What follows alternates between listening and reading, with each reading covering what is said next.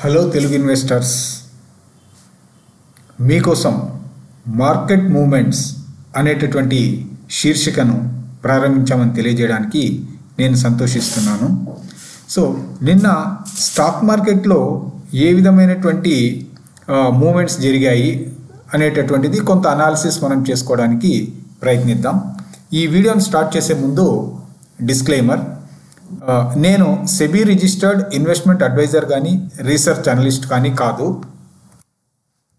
తర్వాత ఈ వీడియోలో మనం డిస్కస్ చేసినటువంటి స్టాక్స్ అన్నీ కూడా ఎడ్యుకేషన్ పర్పస్ మీకు విజ్ఞానానికి అందించడానికి ఉద్దేశించినవే కానీ స్టాక్ రికమెండేషన్స్ ఎట్టి పరిస్థితుల్లో కాదు, దయచేసి గమనించగలరు.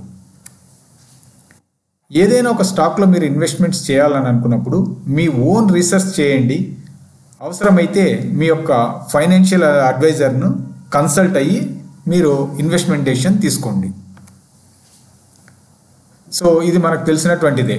Investments in securities are subject to market risk.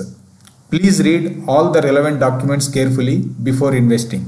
అంటే స్టాక్ మార్కెట్లో ఇన్వెస్ట్మెంట్స్ అనేటటువంటివి మార్కెట్ రిస్క్ ఉంటాయి కాబట్టి మీరు దానికి సంబంధించినటువంటి డాక్యుమెంట్స్ అన్ని చదివి ప్రాపర్గా చదివి ఆ తర్వాత మీ ఇన్వెస్ట్మెంట్ డెసిషన్ తీసుకోండి. సో నిన్నటి స్టాక్ మార్కెట్ది మనం చూసినట్లయితే కనుక సెన్సెక్స్ 384.55 పాయింట్స్ డౌన్ అయిందనమాట నిన్న. అదేవిధంగా నిఫ్టీ చూసినట్లయితే కనుక నిఫ్టీ దగ్గర 100.05 పాయింట్స్ను కోల్పోవడం జరిగింది. సో ఓవరాల్గా నిన్న చూసినట్లయితే సెన్సెక్స్ నిఫ్టీ కూడా మైనస్లోనే నడిచాయి. అయితే మిడ్ క్యాప్ ఇండెక్స్ మాత్రము దగ్గర 451 పాయింట్స్ అప్ అయిందనమాట. సో ఈ మిడ్ క్యాప్ ఇండెక్స్లో ఒక మంచి మూమెంటం అనేటటువంటిది, అప్వర్డ్ మూమెంటం అనేటటువంటిది కనపడింది. తర్వాత మనం సెక్టార్స్ను కనుక ఒకసారి అనలైజ్ చేసినట్లయితే కనుక రియాలిటీ సెక్టార్ అనేటటువంటిది అప్ అయింది. సో దీనికి ఇప్పుడు ప్రధానంగా మనకు స్టాక్ మార్కెట్లో ఒక సెక్టార్ కానీ ఇండస్ట్రీ కానీ ఒక స్టాక్ కానీ పైకి వెళ్ళడం కానీ కిందికి వెళ్ళడం కానీ అంటే అప్ ఆర్ డౌన్ అవుతున్నాయంటే దానికి ఏదో ఒక మార్కెట్ పర్సీవ్ చేసేటటువంటి రీజన్స్ కొన్ని ఉంటాయన్నమాట. అట్లా మనం ఇప్పుడు రియాలిటీ సెక్టార్ను మనం చూసినట్లయితే కనుక రియాలిటీ సెక్టార్లో డిమాండ్ అనేటటువంటిది ఇంప్రూవ్ అవుతున్నది అన్నటువంటి రిపోర్ట్ రావడం వల్ల ఈ రియాలిటీ సెక్టార్స్ యొక్క స్టాక్స్లో నిన్న ఇంప్రూవ్మెంట్ అనేటటువంటిది కనపడింది. సో ఒక స్మార్ట్ ఇన్వెస్టర్గా మీరు తయారు కావాలంటే ఈ విధమైనటువంటి సమాచారం అనేటటువంటిది చాలా కీలకం. అందుకే ఎడ్యుకేటెడ్ ఇన్వెస్టర్గా ఉండండి. ఎడ్యుకేటెడ్ ఇన్వెస్టర్గా ఉన్నప్పుడు ఏంటంటే మార్కెట్లో ఏం తెలుస్తుంది అనేటటువంటి, ఏం జరుగుతుంది అనేటటువంటిది మీకు తెలుస్తుంది. దానికి తదనుగుణంగా మీరు సరైనటువంటి నిర్ణయాలు తీసుకోగలుగుతారు. ఇన్వెస్ట్మెంట్ డెసిషన్స్ను మీరు ప్రాపర్గా తీసుకొని సక్సెస్ కావడానికి చాలా వరకు ఛాన్స్ ఉంటుంది. అదేవిధంగా మనము ఆటోమేటివ్ సెక్టార్ను కనుక మనం చూసుకున్నట్లయితే సో ఆటోమేటివ్ సెక్టార్లో కొంత అంటే ఇప్పుడు గత కొంతకాలంగా ఆటోమేటివ్ సెక్టార్లో అంత మంచి పర్ఫార్మెన్స్ కనపడడం లేదు. ఇప్పుడు M&M మహీంద్రా అండ్ మహీంద్రా కానీ హ్యుండాయ్ కానీ ఇవన్నీ లోలో ఏవైతే ఉన్నాయో ఆ లోస్ను ఎండ్ చేసి కొద్దిగా మూమెంట్ అనేటటువంటి స్టార్ట్ అయింది. దీనికి ఒక రీజన్ ఏంటంటే ప్రధానమైనటువంటి రీజన్ సో GST రిలీఫ్ అంటే గూడ్స్ అండ్ సర్వీసెస్ ట్యాక్స్ ఉంది కదా, దాంట్లో SUV వెహికల్స్కు ఎంతో కొంత రిలీఫ్ లభించబోతుంది. అంటే బహుశా ట్యాక్స్ కొంత తగ్గబోతుంది అన్నటువంటి సమాచారం రావడంతో ఈ స్టాక్స్లో కదలిక అనేటటువంటిది మొదలైందనమాట ఆటోమేటివ్ సెక్టార్కి సంబంధించి.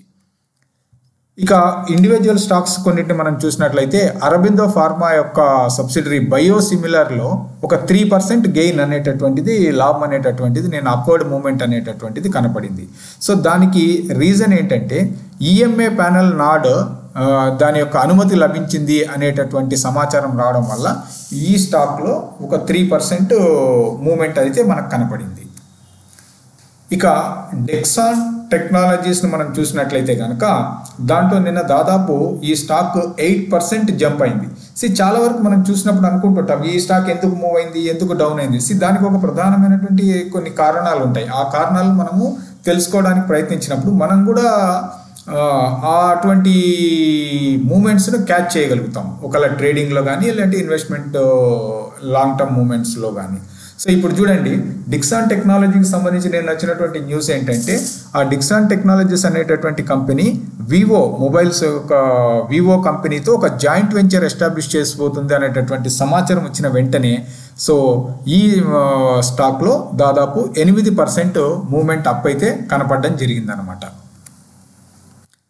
తర్వాత స్విగ్గీలో వచ్చేసేసి దాదాపు 15% మూమెంట్ అనేటటువంటిది అప్వర్డ్ మూమెంట్ కనపడింది.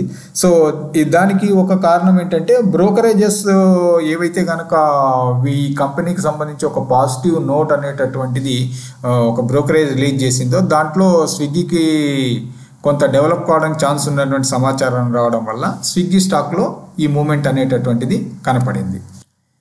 ఇక ఆల్ఫా జియో అనేటటువంటి స్టాక్ చూస్తే అది అప్పర్ సర్క్యూట్ దాదాపు 20% దగ్గర అప్పర్ సర్క్యూట్ను టచ్ చేసింది. అంటే 1 డేలో మూమెంట్ అంత ఉందన్నమాట.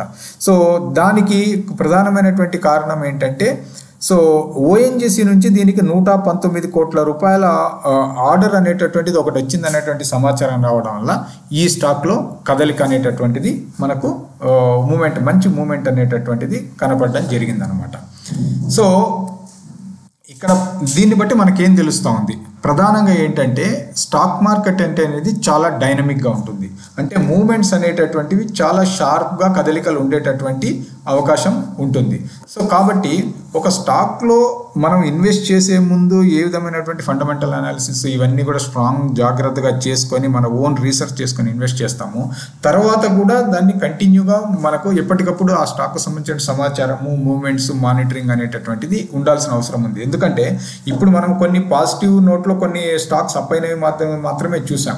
సో ఇదే విధంగా డౌన్లో కూడా చాలా షార్ప్ మూమెంట్స్ ఉండేటటువంటి అవకాశం, ఏదైనా ఒక నెగిటివ్ ట్రిగ్గర్స్ ఏమన్నా ఉంటే కనుక అయ్యేటటువంటి అవకాశం ఉంటుంది. కాబట్టి సో స్టాక్ మార్కెట్లో ఎప్పుడు కూడా మనం ఎడ్యుకేటెడ్, నాలెడ్జబుల్ ఇన్వెస్టర్గా ఉంటూ సరైనటువంటి సమాచారాన్ని అట్లీస్ట్, అందుకే మనం పోర్ట్ఫోలియో సైజును చాలా వరకు ఒక లిమిటెడ్ సైజులో పెట్టుకొని వాటిని జాగ్రత్తగా మానిటర్ చేసుకోవాలని చెప్పడానికి ఇదే ప్రధానమైనటువంటి రీజన్ అనమాట.